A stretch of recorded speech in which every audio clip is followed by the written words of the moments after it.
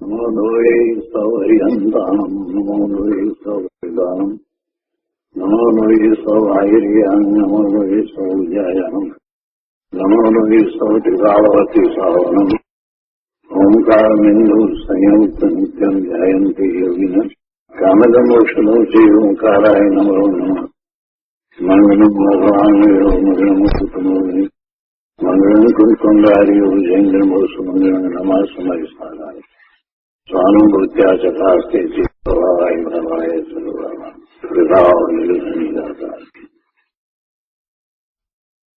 નિયમસાર ભગવાન કુંકુંદાચાર્ય રચિત નિયમસાર તથા મુનિવર પદ્મપ્રબમલધારી દેવ રચિત તાત્પર્ય વૃત્તિ ટીકા એનો સ્વાધ્યાય ચાલે છે. એમાં નિયમસારના સ્વાધ્યાયમાં આપણે 7મો અધિકાર પરમ આલોચના અધિકાર કરી રહ્યા છીએ. પરમ આલોચના અધિકારની ગાથા 155નો સ્વાધ્યાય ચાલે છે. મૂળ ગાથાની અંદર એ વાત આવી કે જેણે જ્ઞાન જ્યોતિ વડે પાપ તિમિરના પુંજનો નાશ કર્યો છે અને જે સનાતન છે, પુરાણ છે, એવો આત્મા પરમ સંયમીઓના ચિત્ત કમળમાં સ્પષ્ટ છે. સંયમીઓની વાત કરી તો સંયમીઓના અંતરમાં તો એવો આત્મા સ્પષ્ટ છે. તે આત્મા સંસારી જીવોના વચન મનોમાર્ગથી અતિક્રાંત, એટલે વચન અને મનના માર્ગથી અગોચર છે. હવે આમ છે તો પછી જે નિકટ પરમ પુરુષ, જેને આત્મા નિકટ છે, એને પછી વિધિ શો અને નિષેધ શો, એ વાત 155માં કળશમાં મુનિવર પદ્મપ્રબમલધારી દેવે કરી. એનો વિસ્તાર આપણે પૂજ્ય ગુરુદેવ પાસેથી કરી સમજી રહ્યા છીએ. વિશેષ વિસ્તાર આજે આપણે લઈએ છીએ. નિયમસાર પ્રવચન સદગુરુ પ્રવચન પ્રસાદ ભાગ બીજો, પાના નંબર 617. એમાં છેલ્લા પેરેગ્રાફમાં ગુરુદેવ અહીંયા વાત કરે છે કે આજે આ કરવું ને આ છોડવું એવો વિકલ્પ નથી. એટલે અહીંયા એ વાત લીધી કે વિધિ અને નિષેધ શું, એમ કરીને જે વાત લીધી. તો એના અનુસંધાનમાં ગુરુદેવ કહે છે કે વળી 260માં પાને કહેશે કે નિત્ય સમરસમય આત્મતત્વમાં વિધિ શો અને નિષેધ શો. નિત્ય સમરસમય આત્મતત્વમાં વિધિ શું અને નિષેધ શું, એટલે કે સમરસ સ્વભાવી આત્મામાં આ કરવા જેવું છે અને આ છોડવા જેવું છે એવા વિધિ નિષેધના વિકલ્પરૂપ સ્વભાવ નહીં હોવાથી તે આત્મ તત્વને દ્રઢપણે આલમનાર મુનિને સ્વભાવ પરિણમન આને લીધે સમરસ રૂપ પરિણામ થાય છે. વિધિ નિષેધના વિકલ્પ રૂપ રાગ દ્વેષ રૂપ પરિણામ થતા નથી. શું વાત લીધી છે આખી, બહુ શાંતિથી સમજવા જેવી વાત છે. અહીંયા એમ અર્થમાં આવ્યું કે એનો ઉપહાસ કર્યો છે, તો એ ઉપહાસ યથાર્થ ઉપહાસ કરવામાં આવ્યો છે. વ્યવહાર આલોચનાનો ઉપહાસ કર્યો છે. એમ જે આ શ્લોકના અર્થમાં, કળશના અર્થમાં જે કહ્યું, તો કોઈને પહેલા તો એમ લાગે કે આવો ઉપહાસ શા માટે, પણ અહીંયા એ ઉપહાસ કેવા ભાવપૂર્વક કરાયો છે એ વાત ગુરુદેવે સમજાવી છે કે ભાઈ આ બાહ્યમાં કોઈ પણ પ્રકારની વિધિ કે આમ કરવું અથવા તો આમ છોડવું, એનો અમુકનો નિષેધ ને અમુક ને રાખવી, એવી વાત શા માટે હોય? જ્યાં એ પોતે આત્મ તત્વને પામ્યો છે, સ્વરૂપને વિશે લીન થયો છે એવો એ મુનિ, એને પછી એ ક્યાં રહ્યું છે? એટલે કે છે કે એવા વિધિ નિષેધના વિકલ્પરૂપ સ્વભાવ તો છે નહીં. એનો સ્વભાવ છે, એની અંદર તો કાંઈ કરવા પણ છે નહીં. સ્વભાવમાં કરતા ભાવ જ નથી તો પછી કાંઈક કરવું અને કાંઈક છોડવું એ વસ્તુ ક્યાંથી આવી? એવા વિધિ નિષેધના વિકલ્પરૂપ સ્વભાવ નહીં હોવાથી, એટલે આત્માનો સ્વભાવ જ એવો નથી કે કોઈક વિધિ કરે અને કોઈક છોડે, એવો તો કોઈ આત્માનો સ્વભાવ જ નથી. એટલે એ આત્મતત્વને, એવા પોતાના પરમ આત્મતત્વને જે દ્રઢપણે આલંબે છે, એનું આલંબન લે છે, જેનો આશ્રય કરે છે, એવા મુનિને તો સ્વભાવ પરિણમન થાય છે. પોતાનો જેવો સ્વભાવ છે એવા સ્વભાવે એ તો પરિણમી રહ્યા છે. તો પછી એમને એવા સ્વભાવ પરિણમન થવાને લીધે જે પરિણામ છે એ સમરસ રૂપ પરિણામ થયા છે અને એમાં વિધિ અને નિષેધના વિકલ્પો રહેતા નથી. વિધિ અને નિષેધ, આ કરવું અને આ છોડવું, એ તો રાગના પરિણામ છે, દ્વેષના પરિણામ છે, અને એવા રાગ દ્વેષ રૂપ પરિણામ એમાં મુનિઓને થતા નથી. આગળ 18 પાના ઉપર કહે છે કે આ કરવું અને આ છોડવું એવા વિકલ્પો આત્માના અનુભવમાં નથી. આ કરવું અને આ છોડવું એવા વિકલ્પો આત્માના અનુભવમાં નથી. જ્ઞાન આનંદ સ્વરૂપ આત્મા જ જેને નિકટ વર્તે છે તે પુરુષને આ કરવું, આ છોડવું, આ આદરવું, આ ગ્રહણ કરવું અને આને છોડવું, આ બધી વાત ક્યાં આવી? એ વિકલ્પો છે જ નહીં. આત્માના સ્વરૂપમાં વિધિ નિષેધના વિકલ્પો નથી. પદ્મપ્રભુ મુનિરાજ મહા અધ્યાત્મ એટલે અધ્યાત્મ સ્વરૂપ, અધ્યાત્મ સ્વરૂપ ભાવલિંગી સંત હતા. તે કહે છે કે આ ભગવાન આત્માના સ્વભાવમાં વિધિ અને નિષેધ કોનો કરવો? આત્માના સ્વભાવમાં તો જે છે નહીં, તો પછી એનો વિકલ્પ લાવીને શું વિધિ ને શું નિષેધ? આ ભગવાન આત્માના સ્વભાવમાં વિધિ અને નિષેધ કોનો કરવો? ધ્રુવ આત્મામાં વિધિ નિષેધના વિકલ્પો નથી. ગુરુદેવ કહે છે કે જુઓ, સૂત્રમાં સમતા ભાવની વાત કરી અને તે ઉપરથી ટીકામાં કહ્યું કે ભગવાન આત્મામાં વિધિ નિષેધના વિકલ્પો કેવા? વિધિ નિષેધના વિકલ્પો નથી. સમતા ભાવમાંથી આ વાત અહીંયા કાઢી. વિધિ અને નિષેધના વિકલ્પ તે વિષમ ભાવ છે. એ વિષમ ભાવ એટલા માટે કે એ સ્વભાવને અનુસરીને થતો ભાવ નથી. અને જ્ઞાયક મૂર્તિ સનાતન આત્માને જ દ્રષ્ટિમાં લઈને, તેને જ નિકટ કરીને, જ્ઞાયક મૂર્તિ સનાતન ભગવાન આત્માને જ દ્રષ્ટિમાં લઈને, પોતાના પરમાત્મા સ્વરૂપને દ્રષ્ટિમાં લઈને, તેને જ નિકટ કરીને, તેના અવલંબનમાં જે પડ્યા છે તેને આ કરવું અને આ ન કરવું એવા વિધિ નિષેધની રાગ જાળ નથી. એવો કોઈ રાગ એમને હોતો. આ કળશની અંદર જે વાત આ રીતે કરવામાં આવી, તો એ રીતે આ વાત કરીને 109મી ગાથામાં મુકુંદાચાર્ય ભગવાને જે કહ્યું હતું, પરમજીન યોગેશ્વર શ્રી મુકુંદાચાર્ય દેવ જે વ્યવહાર આલોચનાના પ્રપંચનો ઉપહાસ કર્યો છે કે આવું પાપ લાગ્યું અને આટલો દોષ થઈ ગયો, તે હવે છોડું, તો એવો જે વ્યવહાર જે છે એને છોડવાની જે વાત કરી હતી, એ જ વાતનું અહીંયા આ કળશની અંદર પ્રતિબિંબ પડે છે. એટલે એવા જે વ્યવહાર આલોચનાના વિકલ્પોનો વિસ્તાર એમ કરી અને એનો ઉપહાસ કર્યો છે. ત્યારે ચૈતન્યના આંગણે વળી આવા શુભ વિકલ્પ હોય? આ છે તો વિકલ્પ શુભ.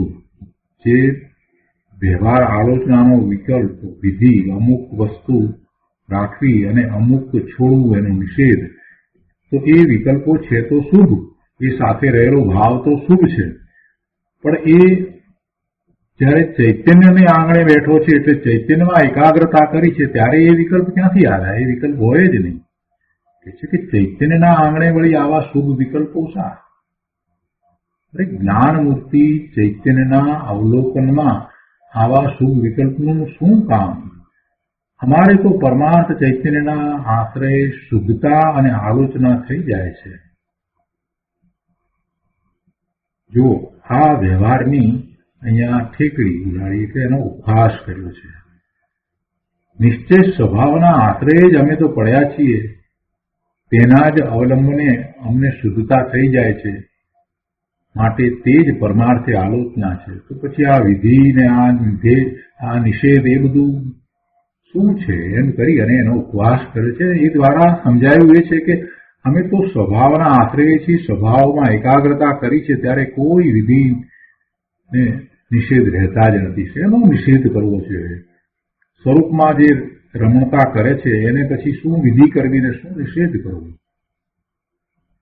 મૂળ સૂત્રમાં નિશ્ચય આલોચનાનું સ્વરૂપ કહીને આવું આલોચનાનું સ્વરૂપ છે એમ હે શિષ્ય તું પરમ જીનનાથના ઉપદેશ દ્વારા જાણ એમ કહ્યું છે.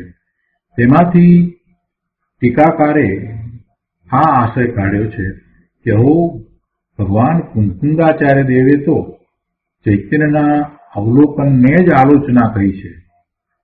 વ્યવહાર આલોચનાના વિકલ્પોની તો આ રીતે મસ્કરી કરી છે, ઉપહાસ કર્યો છે.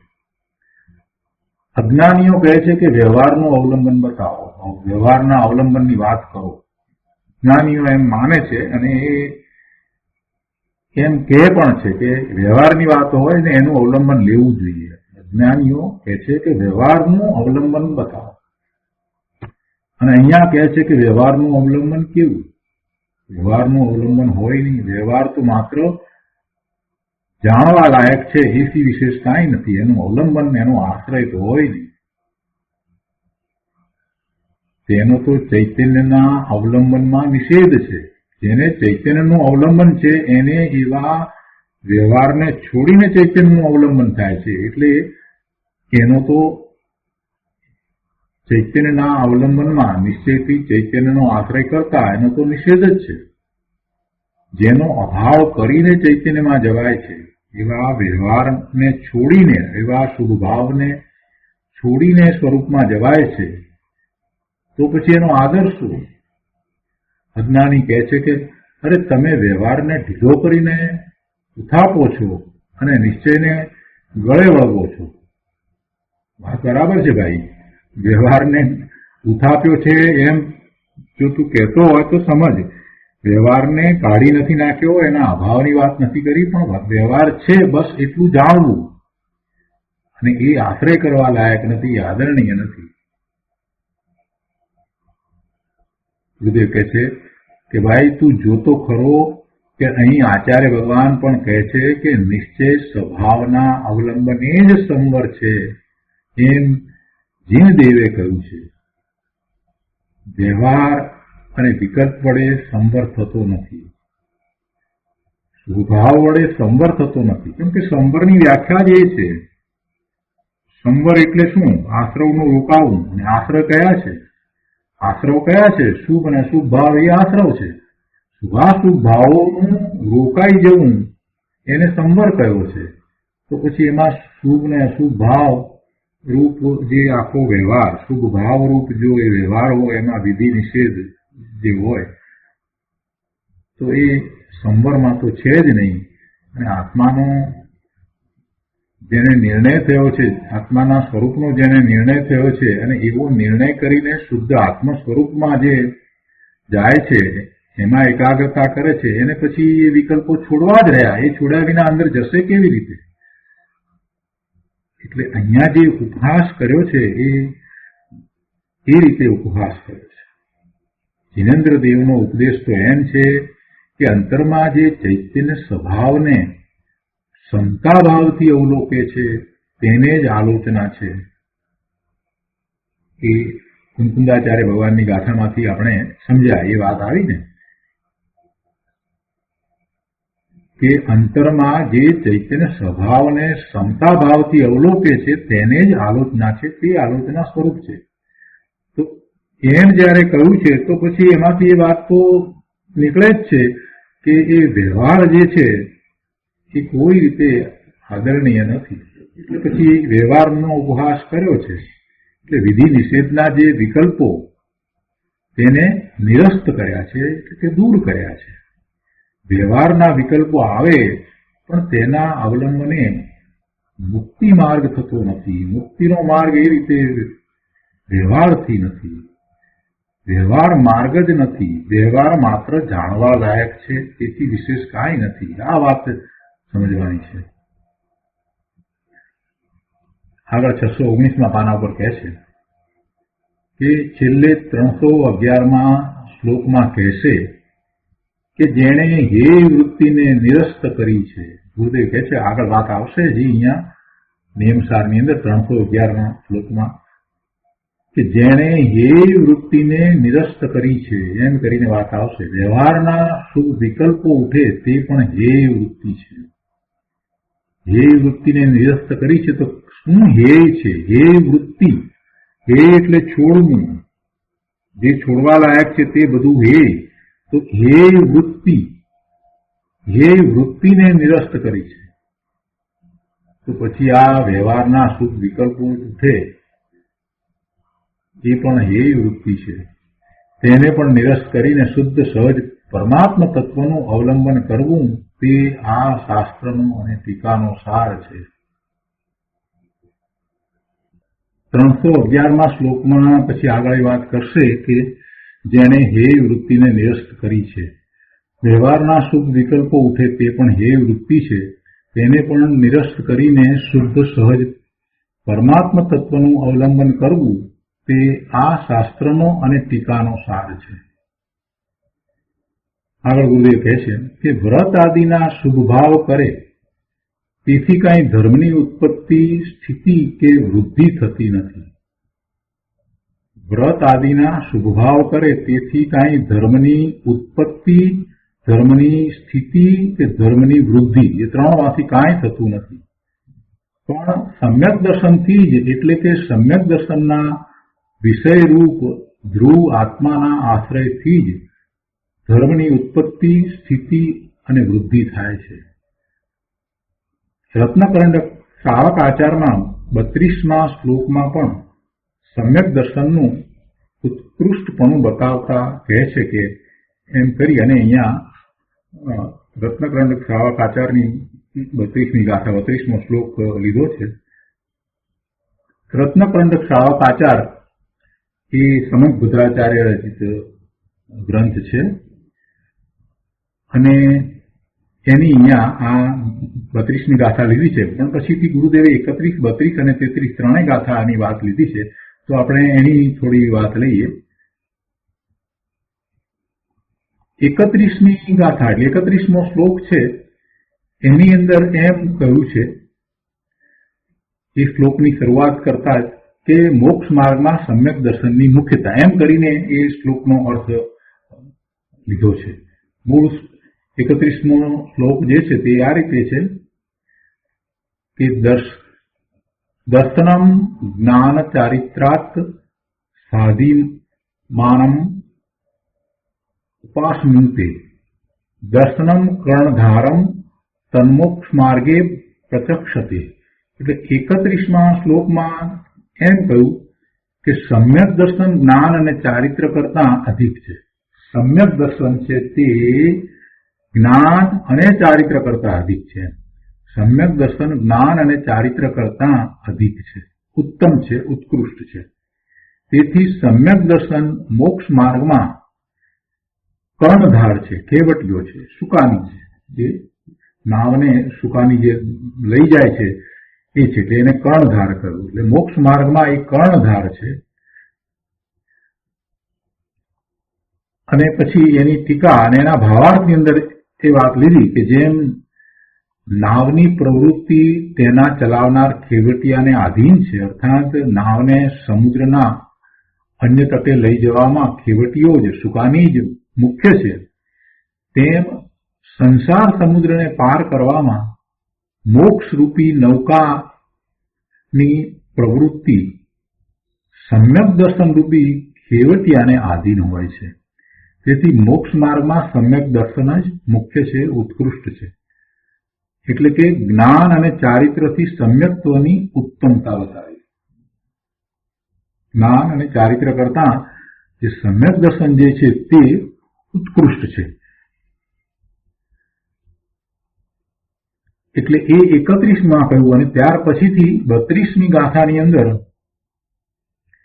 એમ કહ્યું કે વિદ્યા વૃતસ્ય સંભૂતિ સ્થિતિ વૃદ્ધિ ફલોદયા ન સંત્યસતી સમ્યક્ત્વે બીજ અભાવે તરો વિવ. એટલે એના અર્થમાં 32મી ગાથા 32મો શ્લોક એના અર્થમાં કહે છે કે બીજ વિના વૃક્ષની ઉત્પત્તિ સ્થિતિ વૃદ્ધિ અને ફલોક્ત ઉત્પત્તિ ફળની ઉત્પત્તિ ફલોત્પત્તિ જેમ હોતા નથી તેમ સમ્યક્ત્વ વિના સમ્યક જ્ઞાન સમ્યક ચારિત્રની ઉત્પત્તિ સ્થિતિ વૃદ્ધિ અને ફલોત્પત્તિ હોઈ શકતી નથી. અહીંયા એ રીતે વાત લીધી. પહેલામાં ત્યાં નાવિક તરીકે સમ્યક દર્શનની વાત લીધી અને અહીંયા 32મા શ્લોકની અંદર એ રીતે વાત લીધી, બીજ તરીકે વાત લીધી કે જેમ બીજ વિના વૃક્ષ ઉત્પન્ન પણ ન થાય, પછી એની સ્થિતિ પણ નથી, એની વૃદ્ધિ પણ નથી અને એની ઉપર ફળ પણ નથી આવતા, એવી રીતે અહીંયા કહે છે કે સમ્યક્ત્વ વિના સમ્યક જ્ઞાન અને સમ્યક ચારિત્રની ઉત્પત્તિ નથી, સ્થિતિ નથી, વૃદ્ધિ નથી અને એના ફળની ઉત્પત્તિ પણ હોઈ શકતી નથી.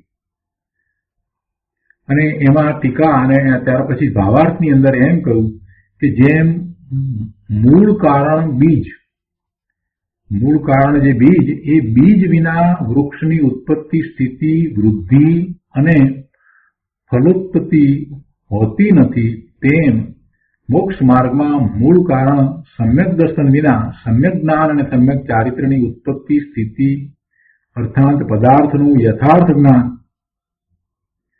અને કર્મ નિદ્રા આદિનું કારણ પણ એની વૃદ્ધિ અને ફળની ઉત્પત્તિ અર્થાત દેવોની પૂજ્યતાથી સ્વર્ગ મોક્ષ આદિની પ્રાપ્તિ હોઈ શકતા નથી. સમ્યક દર્શનથી જ જ્ઞાન અને ચારિત્ર સમ્યકપણાને પામે છે. તેથી તે ત્રણેયમાં સમ્યક દર્શન જ ઉત્કૃષ્ટ છે, સૌથી ઉત્તમ છે. અને ત્યાર પછીથી 33મા શ્લોકની અંદર એ વાત આવે છે કે ગૃહસ્થો મોક્ષ માર્ગસ્થો નિર્મોહો નૈવ મોહવાન અનગારો ગુહી શયાન નિર્મોહો મોહિનો મુને. એટલે એમાં એ વાત કરી કે દર્શન મોહ રહિત એટલે સમ્યક દ્રષ્ટિ ગૃહસ્થ મોક્ષ માર્ગમાં સ્થિત છે. દર્શન મોહ રહિત એટલે જેને સમ્યક દર્શન થયું છે તેઓ સમ્યક દ્રષ્ટિ ગૃહસ્થ છે, છતાં તે મોક્ષ માર્ગમાં સ્થિત છે. પરંતુ દર્શન મોહ સહિત એટલે મિથ્યા દ્રષ્ટિ દ્રવ્યલિંગી મુનિ મોક્ષ માર્ગમાં સ્થિત નથી. જે દર્શન મોહ રહિત છે એટલે સમ્યક દ્રષ્ટિ ગૃહસ્થ હોય તો પણ તે મોક્ષ માર્ગમાં છે, અને જે દર્શન મોહ સહિત છે એટલે કે જે મિથ્યા દ્રષ્ટિ છે એ મિથ્યા દ્રષ્ટિ મુનિ હોય દ્રવ્યલિંગી હોય તો પણ તે મોક્ષ માર્ગમાં સ્થિત નથી. તો અહીંયા એમ કહે છે કે દર્શન મોહ સહિત મિથ્યા દ્રષ્ટિ મુનિ મોક્ષ માર્ગમાં સ્થિત નથી જ. તેથી મિથ્યાત્વી દ્રવ્યલિંગી મુનિ કરતા મિથ્યાત્વ વિનાનો મિથ્યાત્વ રહિત સમ્યક દ્રષ્ટિ ગૃહસ્થ છે તે શ્રેષ્ઠ છે. ગૃહસ્થ હોય અને સમ્યક દ્રષ્ટિ છે તે શ્રેષ્ઠ છે. કોના કરતા? જે મુનિ મિથ્યાત્વ સહિત છે એના કરતા એ શ્રેષ્ઠ છે. એટલે આ 31, 32 અને 33 ત્રણેયની અંદર મૂળ વાત સમ્યક દર્શનની કરી અને 31 ને 32 ની અંદર તો એક સરખી વાત કરી કે એમાં તો સમ્યક દર્શન છે એ જ્ઞાન અને ચારિત્ર કરતા પણ ઉત્કૃષ્ટ છે એમ કરીને વાત. અને 33માં તો પછી સમ્યક્ત્વની સમગ્રપણે વાત કરી કે સમ્યક્ત્વ વિના મોક્ષ માર્ગ બનતો જ નથી. એટલે ભલે એ રિક્ષા લઈને બેસી ગયો હોય પણ જો એના કરતા જો ગૃહસ્થ છે અને સમ્યક દર્શન છે તો એ શ્રેષ્ઠ છે. તો આ ત્રણેય વાત અહીંયા ગુરુદેવે લીધી છે, એટલા માટે આપણે આ પહેલા સમજી લીધું અને આપણે શોર્ટમાં એટલા માટે સમજ્યા કેમ કે ગુરુદેવ વાત અહીંયા લે છે. તો આપણે અહીંયા નિયમસાર પ્રવચન સદગુરુ પ્રવચન પ્રસાદ ભાગ બીજા ઉપર અહીંયા પાના નંબર 619 ઉપર આ વાત કરી રહ્યા હતા કે ગુરુદેવ અહીંયા કહે છે કે રત્નકર્ણક શ્રાવકાચારમાં 32મા શ્લોકમાં પણ સમ્યક દર્શનનું ઉત્કૃષ્ટપણું બતાવતા કહે છે કે શ્લોક આપણે લીધો છે એટલે એનો વિસ્તાર જ લઈએ. વિદ્યા એટલે સમ્યક જ્ઞાન. અહીંયા વિદ્યા લીધો છે ને એટલે વિદ્યા એટલે સમ્યક જ્ઞાન અને વ્રત એટલે ચારિત્ર. તો તેની એક તો ઉત્પત્તિ, બીજું સ્થિતિ, ત્રીજું વૃદ્ધિ અને ચોથું ફળ એ સમ્યક્ત્વ વગર થતા નથી. જેમ બીજના અભાવમાં વૃક્ષની ઉત્પત્તિ, સ્થિતિ, વૃદ્ધિ કે ફળ થતા નથી, તેમ સમ્યક્ત રૂપી બીજ વગર ધર્મના ઝાડના ઉત્પત્તિ, સ્થિતિ, વૃદ્ધિ કે ફળ થતા નથી.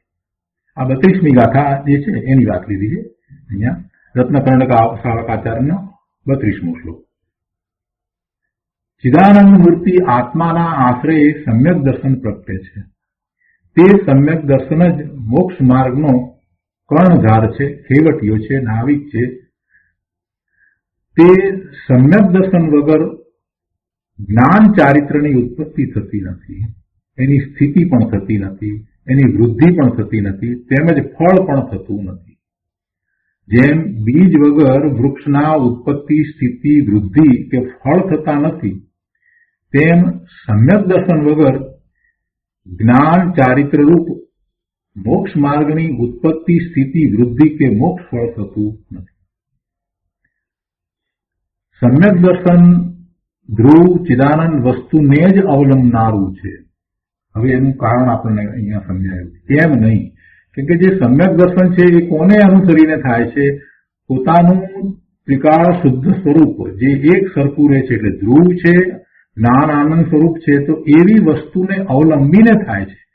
સમ્યક દર્શન ધ્રુવ ચિદાનંદ વસ્તુને જ અવલંબનારું છે. એટલે તે ધ્રુવ ચૈતન્ય વસ્તુના અવલંબન સિવાય મોક્ષ માર્ગ પ્રગટતો નથી, ટકતો નથી, વધતો નથી અને મુક્તિ ફળ આવતું નથી. એટલા માટે આ વાત લીધી.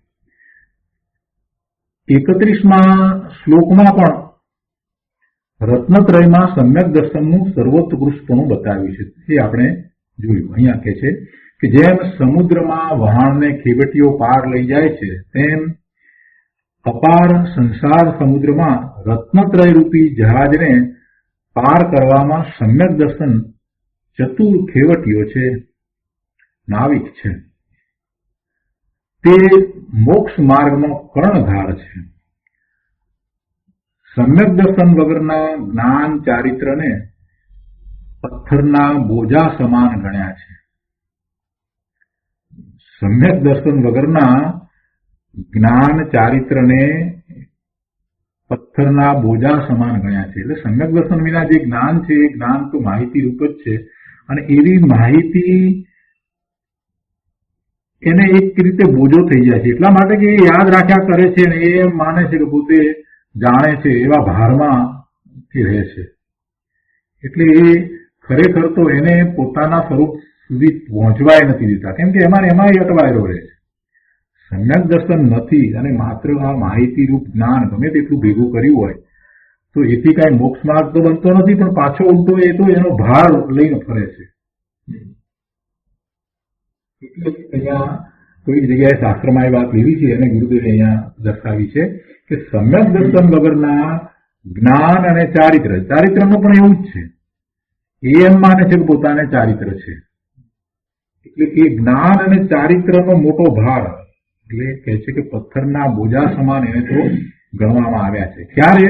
જો સમ્યક દર્શન નથી તો. અને સમ્યક દર્શન સહિત જ્ઞાન ચારિત્રને મણી સમાન ગણ્યા છે. એ તો રત્નત્રય કયા ને.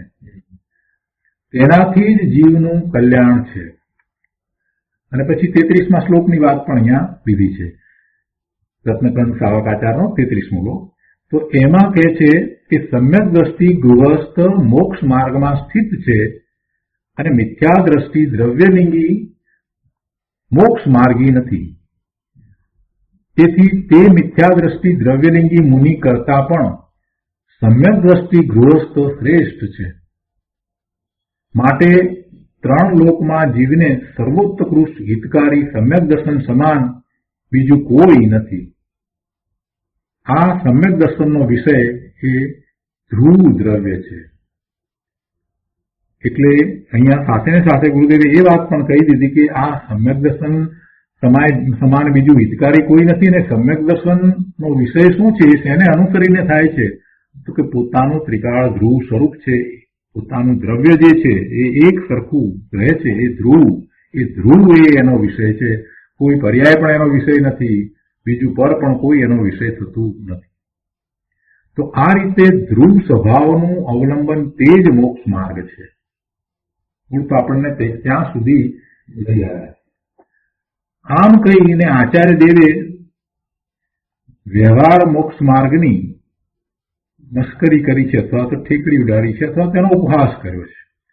શુક્રા કહ્યો છે કે ધ્રુવ સ્વભાવ જે છે એનું અવલંબન લેતા જ મોક્ષ માર્ગ પ્રગટ થાય છે. એટલે એ ધ્રુવ સ્વભાવનું અવલંબન જેણે લીધું છે અને જે એની નિકટ છે, એમાં જ એ રહ્યા છે, એમાં એકાગ્રતા કરી છે, એને પછી આ બાહ્ય વિધિ ને નિષેધ ને એ બધું ક્યાં છે, એ રીતે એનો ઉપહાસ કર્યો છે. અહીંયા કહે છે કે આ રીતે ધ્રુવ સ્વભાવનું અવલંબન તે જ મોક્ષ માર્ગ છે. આમ કહીને આચાર્ય દેવે વ્યવહાર માર્ગની મસ્કરી કરી છે, એટલે એનો ઉપહાસ કર્યો છે. તો એ વ્યવહારની અંદર આ વિધિ ને નિષેધ ને એ બધી વાત આવે છે. તો તે વ્યવહારના અવલંબને મુક્તિ માર્ગ નથી, મોક્ષનો માર્ગ નથી, એમ બતાવ્યું છે.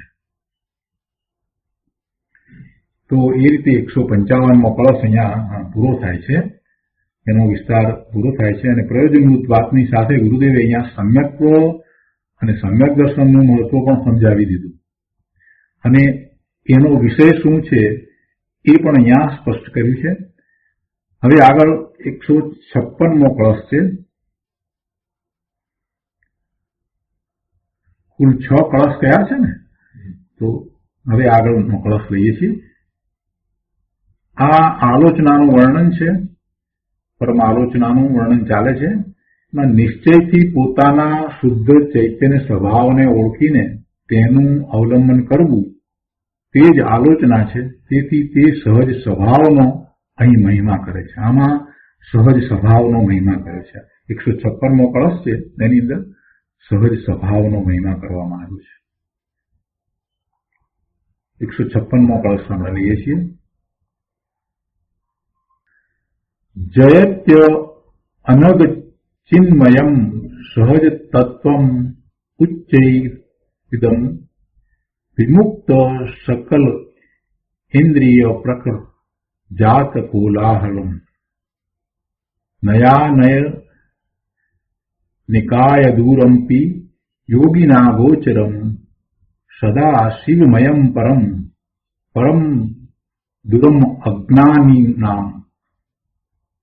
156મા શ્લોકના અર્થમાં કહે છે કે જે સકળ ઇન્દ્રિયોના સમૂહથી ઉત્પન્ન થતા કોલાહલથી વિમુક્ત છે. સકળ ઇન્દ્રિયોના સમૂહથી ઉત્પન્ન થતા કોલાહલથી જે વિમુક્ત છે. પહેલા તો એમ કહી દીધું કે આ ઇન્દ્રિયો દ્વારા આપણે બીજું કાંઈ કરતા નથી, માત્ર કોલાહલ કરીએ છીએ. આ જીવ સવારે ઉઠે ત્યારથી રાત સુધીમાં એ ઇન્દ્રિયો દ્વારા જ બધું કરી રહ્યો છે. ખરેખર તો એ ઇન્દ્રિયો એનું કામ કરી રહી છે, એમાં એને જોડાવાની જરૂર નથી. એ બધો કોલાહલ છે. એવા કોલાહલથી જે મુક્ત છે એની વાત કરી છે અહીંયા. કોણ છે એવા કોલાહલથી મુક્ત, એની વાત કરી છે. કે છે કે જે સકળ ઇન્દ્રિયોના સમૂહથી ઉત્પન્ન થતા કોલાહલથી વિમુક્ત છે, જે નય અને અનયના સમૂહથી દૂર હોવા છતાં યોગીઓને ગોચર છે.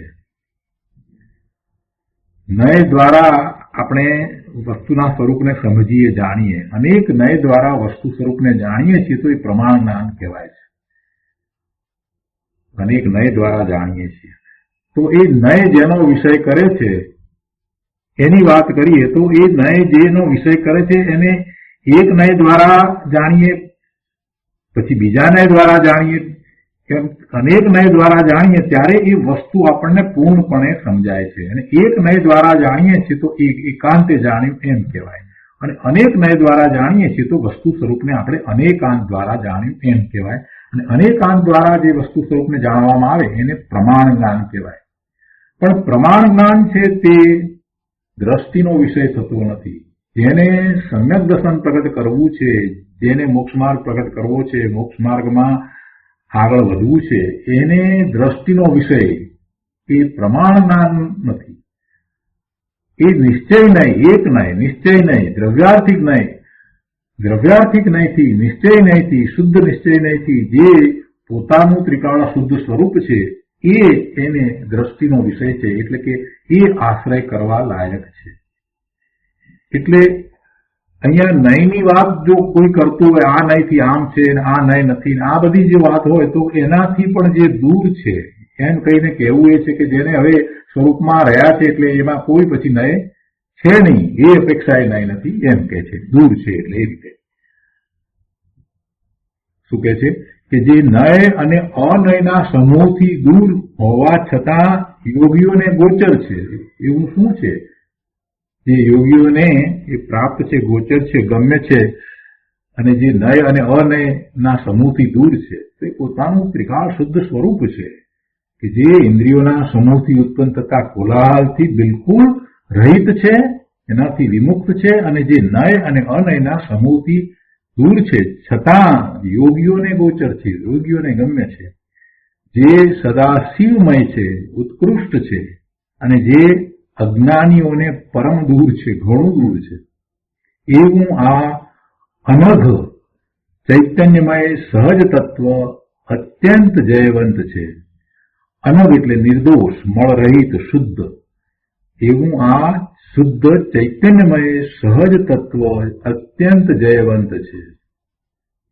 એટલે આ પોતાનું સ્વરૂપ, પોતાનો સ્વભાવ એની અહીંયા વાત કરી છે. તો એનો વધુ વિસ્તાર આપણે પૂજ્ય ગુરુદેવ પાસેથી સમજીએ. 156મો કળશ અહીંયા પાના નંબર 620 ઉપર 156માં શ્લોક અને એના શ્લોકાર્થ પછીથી કહે છે કે કેવું છે સહજ શુદ્ધ આત્મ તત્વ કે આ જળ ઇન્દ્રિયોથી તો જુદું છે, અને અંદરની ખંડ ખંડ રૂપ જે ભાવેન્દ્રિય તેનાથી ઉત્પન્ન થતા સંકલ્પ વિકલ્પ રૂપ કોલાહલથી પણ તે રહિત છે. તો ત્યાં તો માત્ર કોલાહલ શબ્દ મૂક્યો, પણ ખરેખર તો એ ઇન્દ્રિયો કોને કહી છે? ગુરુદેવે ઇન્દ્રિયો માટે બહુ સ્પષ્ટ વ્યાખ્યા કરી છે કે ઇન્દ્રિયોના જે વિષયો છે તે, પછી આ બાહ્ય જળ ઇન્દ્રિયો, અને એ ઇન્દ્રિયો દ્વારા જે જાણવામાં આવે છે એવું આ સયોક્ષમિક જ્ઞાન, ખંડ ખંડ રૂપ જે દરેક ઇન્દ્રિયો દ્વારા થતા જ્ઞાનને જાણવા વાળી એ ભાવ ઇન્દ્રિય અંદરમાં પડી છે. તો એ ભાવ ઇન્દ્રિય, એમ ત્રણેયને ઇન્દ્રિય કહેવામાં આવ્યું છે. ઇન્દ્રિય કહેતા એ ત્રણેય સમજી લેવાય.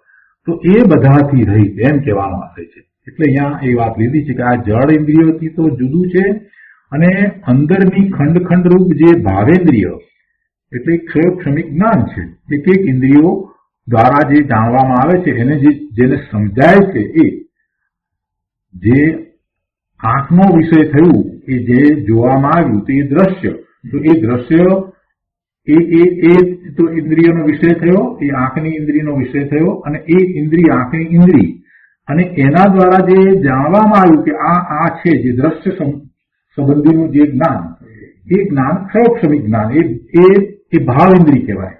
તો દરેક એક ઇન્દ્રિય માટે એવી ભાવ ઇન્દ્રિય છે, દરેક ઇન્દ્રિયો માટે એવી ભાવ ઇન્દ્રિય છે. એનું થકી થયેલું જે જ્ઞાન છે એને એ જણાવનાર છે. તો એવી ભાવ ઇન્દ્રિય, તો કે તે ભાવ ઇન્દ્રિય તો તેમનાથી ઉત્પન્ન થતા, હવે એવી ભાવ ઇન્દ્રિયથી શું થાય કે એનું જ્ઞાન થયું તો પછી આગળ એને શું થાય? વિકલ્પ થાય. એટલે એનાથી ઉત્પન્ન થતા સંકલ્પ વિકલ્પ રૂપ કોલાહલથી પણ તે રહિત છે. શું? ભગવાન આત્માની વાત કરી છે, પોતાનું સ્વરૂપ. આગળ હું કહે છે કે ઇન્દ્રિયો તરફના આશ્રયથી તો વિકલ્પનો કોલાહલ ઉત્પન્ન થાય છે. કેમ કે પછી એ એક સયોગક્ષમી જ્ઞાન છે, એના સંબંધી જે જાણ્યું કે આ ગ્લાસ છે, બરાબર, ઇન્દ્રિય દ્વારા દેખાયો, આંખ દ્વારા ગ્લાસ દેખાયો, એટલે ગ્લાસ એ તો વિષય થયો. ત્યાર પછીથી એ આંખે જાણ્યો એટલે જડ ઇન્દ્રિય, અને એના દ્વારા જે સમજવામાં આવ્યું એ ભાવ ઇન્દ્રિય દ્વારા કે આ ગ્લાસ છે. હવે આ જે છે એ ખંડ ખંડ આ જ્ઞાન છે, અને એમાં પછી આગળ એ વિકલ્પમાં જ ચાલ્યો જાય છે. એ જ્ઞાન, એ માહિતી પ્રાપ્ત કરીને એ શું કરે છે? એ વિકલ્પમાં ચાલ્યો જાય છે. એટલે એ એમાં આગળ આ ગ્લાસ ક્યાંથી આવે, શું એમાં શું છે, વગેરે વગેરે આગળ ચાલ્યો જાય. એટલે એ બધો શું થયો? એ ઇન્દ્રિય દ્વારા જ્ઞાન કરવાથી એને કોલાહલ થયો. એવી રીતે સાંભળવાથી, ખાવા પીવાથી, જે કંઈ કરે સ્પર્શની ઇન્દ્રિયથી, બધાથી ખરેખર એ કરી શું રહ્યો છે? વાસ્તવમાં શું કરી રહ્યો છે? આ બધો કોલાહલ કરી રહ્યો છે. સંકલ્પ વિકલ્પમાં એ રોકાઈ ગયો છે. બહુ સરસ વાત મૂકી છે. સમજીએ ત્યારે ખ્યાલ આવે છે કે આ બધો કોલાહલ છે. તો એ બધા કોલાહલથી રહિત એની વાત કરી છે. ઇન્દ્રિયો તરફના આશ્રયથી તો વિકલ્પનો કોલાહલ ઉત્પન્ન થાય છે.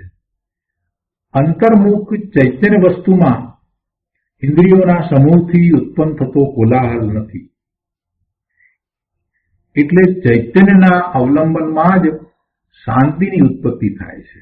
એમાં આ બધો કોલાહલ નથી. સ્વરૂપનું લક્ષ કરે છે તો એને આવો કોલાહલ થતો નથી. એટલે શાંતિ એને અનુભવાય છે, અને અશાંતિનો વ્યય થાય છે, અને એનું નામ ધર્મ છે. ચૈતન્યનું વલણ બહારમાં ઇન્દ્રિય વિષયોમાં જાય તે બધો કોલાહલ જ છે. પોતાના વર્તમાન જ્ઞાનની પર્યાય એ ઇન્દ્રિયોના વિષયોમાં જાય એટલે એ બધો કોલાહલ જ છે. પછી એમાં ભલે સામે પ્રભુની પ્રતિમા હોય કે સાક્ષાત દિનેશ્વર ભગવાન બિરાજતા હોય તો શુભ ભાવ થાય, તો એ શુભ ભાવ હોય તો પણ એ કોલાહલ છે. કેમ કે એ છેવટે તો વિકલ્પમાં લઈ જનારો છે. એ નિર્વિકલ્પ શાંતિનો અનુભવ કરાવનારો નથી. એટલે એ શુભ ભાવ હો કે પછી અશુભ ભાવ હો, એ બધો કોલાહલ છે. ભગવાન આત્મા તો તે શુભાશુભ વિકલ્પોના કોલાહલથી રહિત છે. તે જ ધ્રુવપણે જયવંત વર્તે છે. ભગવાન આત્મા એ જ ધ્રુવપણે જયવંત વર્તે છે. તેના જ અવલંબનથી ધર્મ પ્રગટે છે. વળી સહજ ચૈતન્ય મૂર્તિ આત્મા નય અને અનય કુનયના સમૂહથી દૂર હોવા છતાં યોગીઓને ગોચર છે. કે છે કે વળી સહજ ચૈતન્ય મૂર્તિ આત્મા નય અને અનય કુનયના સમૂહથી દૂર હોવા છતાં યોગીઓને ગોચર છે. આવો છતો પદાર્થ અંતરમાં બિરાજમાન છે તેનું અવલંબન કર, અને અધ્રુવ ભાવોનું અવલંબન છોડ તો ધ્રુવના આશ્રય સંવર પ્રગટે છે. આવો પદાર્થ અંદરમાં છે છતો એટલે અંદરમાં બિરાજમાન છે હોવા છતાં પણ તું એનું અવલંબન નથી કરતો અને અધ્રુવ ભાવોનું અવલંબન કરે છે. અધ્રુવ ભાવો એટલે બદલાતા ભાવો. તું બદલાતા ભાવોમાં જ રાતી રહ્યો છો, તો એને છોડ અને તારા ધ્રુવ ભાવનું, પોતાનો ધ્રુવ ભાવ એટલે અનંત ગુણ એક રૂપ પરિણમન એવો પોતાનો ભાવ જે ક્યારેય બદલાતો નથી તે ધ્રુવ છે. તો એવા ધ્રુવના આશ્રયે તને નિર્મળ પરિણામ થાય છે. એટલે કે છે કે સહજ ચૈતન્ય મૂર્તિ આત્મા નય અને અનય એટલે કુનયના સમૂહથી દૂર હોવા છતાં યોગીઓને ગોચર છે. અને આવો છતો એટલે જે રહ્યો છે એવો પદાર્થ અંતરમાં બિરાજમાન છે તેનું અવલંબન કર, અને અધ્રુવ ભાવોનું અવલંબન છોડ તો ધ્રુવના આશ્રય સંવર પ્રગટે છે. નયોના જે વિકલ્પો તેનાથી આત્મા રહિત છે. વ્યવહારના વિકલ્પોથી તો આત્મા દૂર છે, અને હું નાયક છું એવો જે નિશ્ચયનો વિકલ્પ તેનાથી પણ આત્મા દૂર છે. જો અહીંયા હું નાયક છું એ શબ્દો છે અને એ પણ જ્યાં સુધી હું નાયક છું એ તો પછી પોતે નાયક ભાવે થતો નથી ને ત્યાં સુધી એ પણ વિકલ્પ છે. અહીંયા એ વાત લીધી છે. ગુરુદેવ કહે છે કે હું નાયક છું એવો જે નિશ્ચયનો વિકલ્પ તેનાથી પણ આત્મા દૂર છે. હું નાયક છું એવું સ્વવિકલ્પો દશામાં જ્યાં સુધી છે તો હજી એ સ્વરૂપને સ્પર્શ્યો નથી. પછી કોઈ વિકલ્પ રહેતો જ નથી. હું નાયક છું એવો વિકલ્પ રહેતો નથી, શબ્દો રહેતા નથી, માત્ર પોતે જ્ઞાન ભાવે પરિણમી જાય છે. ભવ્ય જીવ છે એ સમ્યક દર્શન પ્રગટ કરે છે કેમ કે જ્ઞાન ભાવે પરિણમી જાય છે, અને અભવ્ય જીવ છે એ એવા જ્ઞાન ભાવે પરિણમી જતો નથી. એને પણ આવા વિકલ્પ તો આવે કે હું નાયક છું, કેમ કે આટલો દ્રવ્યસ્વરૂપનો અભ્યાસ કર્યો હોય એટલે અભવ્યને પણ એવા વિકલ્પ તો હોય. એને કઈ નથી ખબર પડતી કે હું નાયક છું, એને પણ ખબર પડે છે. જે 11 અંગનું અને 9 પૂર્વનું જ્ઞાન કરી શકે એવો અભવ્ય જીવ કઈ જાણતો નથી. આ જાણે છે, એને પણ ખબર છે કે હું નાયક છું અને એવો એને વિકલ્પ પણ છે, પણ એ વિકલ્પથી કામ નહીં ચાલે. અહીંયા એમ કહેવું છે કે એવું પરિણમન થવું જોઈએ, એટલે એ વાત અહીંયા લીધી છે, સ્પષ્ટ કરી છે. ગુરુદેવ કહે છે આ વિકલ્પોની વાત છે, તેમાં બીજા વિકલ્પો તો જવા દો, પણ આ હું નાયક છું એવો જે નિશ્ચયનો વિકલ્પ તેનાથી પણ આત્મા દૂર છે. નિશ્ચયને આશ્રિત મુનિવરો પ્રાપ્તિ કરે નિર્વાણની, એમ જે કહ્યું છે ને, તો એ ખરેખર નિશ્ચયને આશ્રિત એટલે નિશ્ચયથી જે પોતાનું સ્વરૂપ છે, નિશ્ચયનો જે વિષય છે એવું પોતાનું ત્રિકાળ ધ્રુવ સ્વરૂપ છે, એને આશ્રયે મુનિવરો મોક્ષ માર્ગમાં આગળ વધી અને નિર્વાણની પ્રાપ્તિ કરે છે. તો તેમાં જે નિશ્ચયને કહ્યો છે એની અહીંયા વાત નથી, આ વિકલ્પની અંદર એની વાત નથી. તે નિશ્ચયને તો અંતરમાં ધ્રુવ સ્વરૂપમાં અભેદ પરિણમી ગયો છે. એટલે નિશ્ચયનો આશ્રય, જે નિશ્ચયનો વિષય પોતાનું ધ્રુવ સ્વરૂપ, એની અંદર એ વર્તમાન જ્ઞાનની પર્યાય અભેદ થઈ ગઈ છે. એવી એ મુનિવરોની દશા છે. એટલે એ જે પ્રગટ થયું છે એની અહીંયા વાત નથી. અહીંયા જે વિકલ્પની વાત કરી એ તો આ રીતે વિકલ્પની વાત કરી કે માત્ર હું નાયક છું એવો નિશ્ચયનો વિકલ્પ, તો એ વિકલ્પથી આત્મા દૂર છે એમ સમજાવ્યું છે. પણ એમાં આ વાત નથી. જે નિશ્ચયને આશ્રિત મુનિવરો પ્રાપ્તિ કરે નિર્વાણની, એની અંદર જે ભાવ કયો છે, જે દર્શાવ્યું છે, એની વાત અહીંયા નથી. એમાં તો જે નિશ્ચયને કહ્યો છે તેની અહીંયા વાત નથી. તે નિશ્ચયને તો અંતરમાં ધ્રુવ સ્વરૂપમાં અભેદ પરિણમી ગયો છે, અને અહીંયા તો વિકલ્પવાળા નિશ્ચયની વાત છે. એટલે માત્ર નિશ્ચયનો વિકલ્પ છે, માત્ર શબ્દોમાં, માત્ર સમજમાં, માત્ર બુદ્ધિના લેવલે, એનો ભાવ નહીં, એવો ભાવ આવતો નથી. પોતે જ્ઞાન સ્વરૂપ છે, હું જ્ઞાન સ્વરૂપ છે કહેવાની જરૂર નથી. હું જ્ઞાન સ્વરૂપ છે તો હું જ્ઞાન સ્વરૂપે પરિણમું, ત્યારે જ્ઞાન સ્વરૂપ થઈ જાઉં, ત્યારે હું જ્ઞાન સ્વરૂપ છું એમ થયું કહેવાય.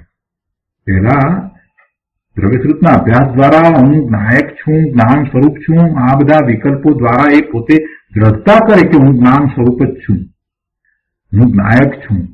એ દ્રઢતા કરવા માટે એ વાત બરાબર છે, પણ એ દ્રઢતામાં સવિકલ્પ દશામાંથી એને નિર્વિકલ્પ એવા અનુભવમાં જવાનું છે કે પોતે જ્ઞાન સ્વરૂપ છું, એટલે પોતે જ્ઞાન ભાવે પરિણમવાનું છે.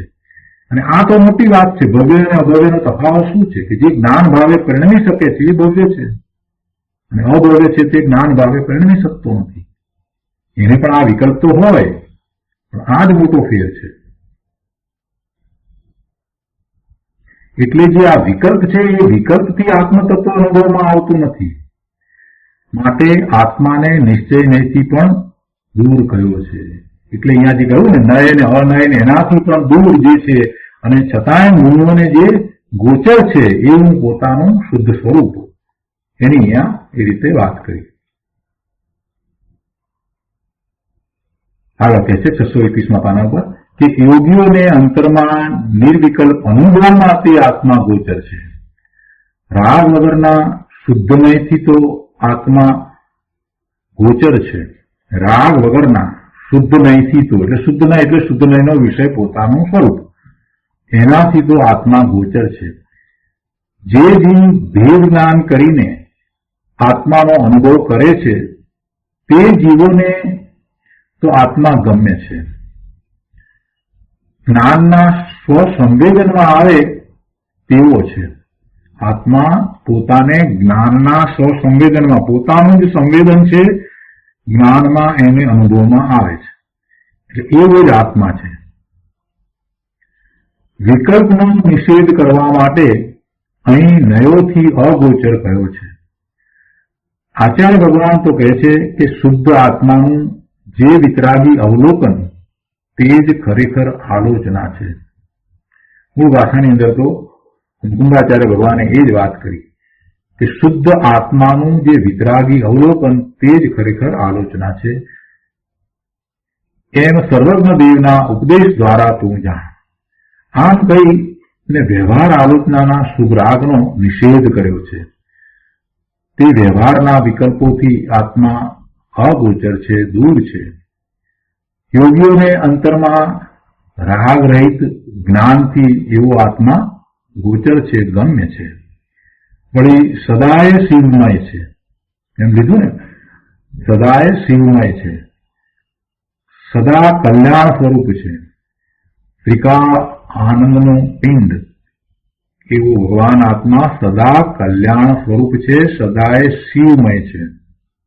તેમાં કોઈ વિઘ્ન, આવરણ, ક્લેશ કે દુઃખ નથી. સહજ તત્વમાં વિઘ્ન શું અને સહજ તત્વમાં આવરણ શું? જે સહજ છે એની અંદર આવરણય નથી અને વિઘ્નય નથી. પુણ્ય પાપ એ શિવમય નથી, પોતાનું શુદ્ધ સ્વરૂપ છે તે શિવમય છે.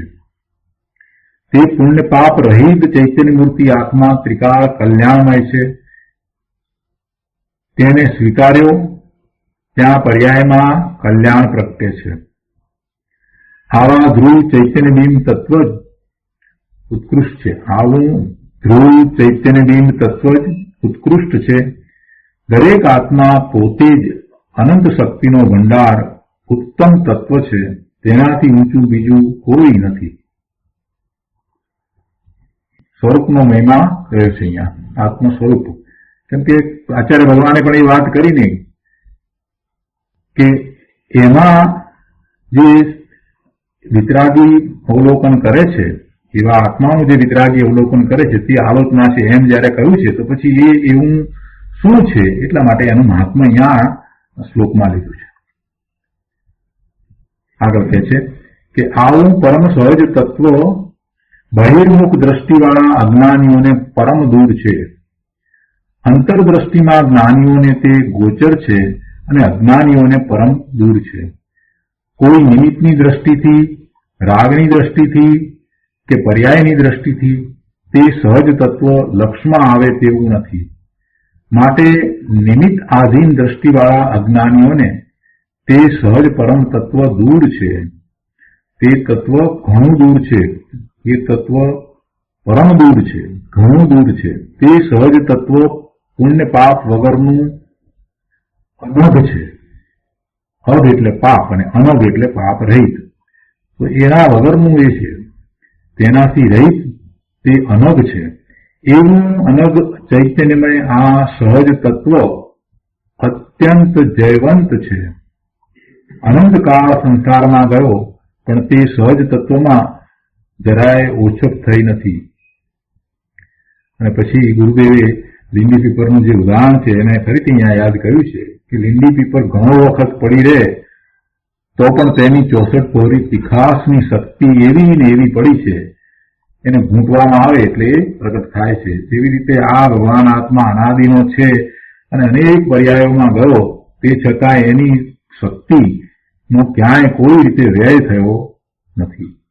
એટલે કહે છે કે તેવી રીતે આત્મા પૂર્વે નરક નિગોદમાં રખડ્યો છતાં અત્યારે પણ તે સહજ તત્વ એવું ને એવું પૂર્ણ જયવંત વર્તે છે. ત્રિકાળી શક્તિ આખી જયવંત વર્તે છે. મુનિરાજને અંતરમાં તેનો ઘણો અનુભવ વર્તે છે, તેથી કહે છે કે હું આ સહજ તત્વ અત્યંત જયવંત વર્તે છે.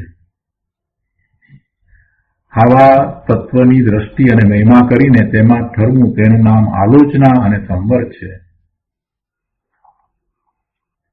આ રીતે આ 156મો કળશ પૂરો થાય છે અને પછીથી 157મા કળશની અંદર સહજ શુદ્ધ આત્મતત્વનો મહિમા કરે છે અને એની ભાવના કરવાનું કહે છે. તો એ વાત આપણે આવતી વખતે લઈશું. આજનો સ્વાધ્યાય અહીંયા સુધી રાખીએ છીએ. હવે સુખધામ બોલીએ.